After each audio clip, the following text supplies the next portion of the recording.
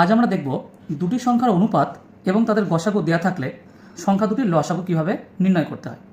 তো সবার আগে সংখ্যা দুটি কী কী সেটা আমরা দেখি কীভাবে নির্ণয় করব। দুটি সংখ্যার গসাগু এবং তাদের অনুপাত দেওয়া থাকলে আমরা যদি গসাগু দিয়ে অনুপাত দুটোকে ডিরেক্ট গুণ করে দিই তাহলেই আমরা সংখ্যা দুটি পেয়ে যাব, যেমনটি এখানে আমি করেছি। অঙ্ক দুটির অনুপাত 3:4 এবং গসাগু 5। তাহলে 5 দিয়ে 3কে একবার, 5 দিয়ে 4কে একবার গুণ করছি, তাহলে 3 5 15, 4 5 20। তাহলে সংখ্যা দুটি হবে 15 এবং 20। তাহলে সংখ্যা দুটো আমার বের হয়ে গেল। এখানে বলেছে সংখ্যা দুটির লসাগু। এখন পাশে আমি একটি সূত্র লিখে রেখেছি, দুটি সংখ্যার লসাগু গুণিত গসাগু সমান সংখ্যা দুটির গুণফল, যেটা আমরা ছোটোবেলা থেকেই পড়ে এসেছি।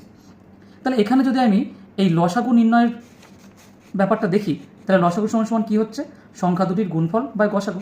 তাহলে লসাগু 15 এবং 20 সংখ্যা দুটির গুণফল এবং নিচে হচ্ছে গসাগু। তাহলে কাটাকুটি করলে 3 × 60। এখন এভাবে করলেও হবে, কিন্তু এটাকে আমি আরেকটু ছোট সময় সাশ্রয়ের জন্য করতে চাইছি। কি, দুটো সংখ্যার অনুপাত দেওয়া আছে এবং তাদের গসাগু দেওয়া আছে।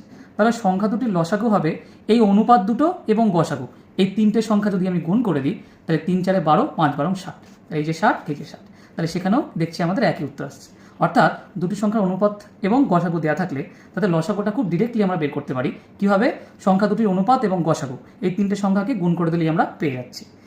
এখানে একটা কথা বলার বিষয় আছে যে গসাগু 5, অর্থাৎ 5 হলো সেই সর্ববৃহৎ সংখ্যা যা এই সংখ্যা দুটিকে ভাগ করে। তাই যে 3:4 এটা তো এই 15 এবং 20-এরই লঘিষ্ঠ আকার। তাহলে 5টাই হচ্ছে সর্ববৃহৎ সংখ্যা, যেটাই 3 আর 4-এর সাথে গুণ হয়ে তবেই 15 আর 20 পেয়েছি। তাই 5 দিয়ে অনুপাত দুটোকে গুণ করলেই আমরা সংখ্যা দুটোকে পেয়ে যাচ্ছি।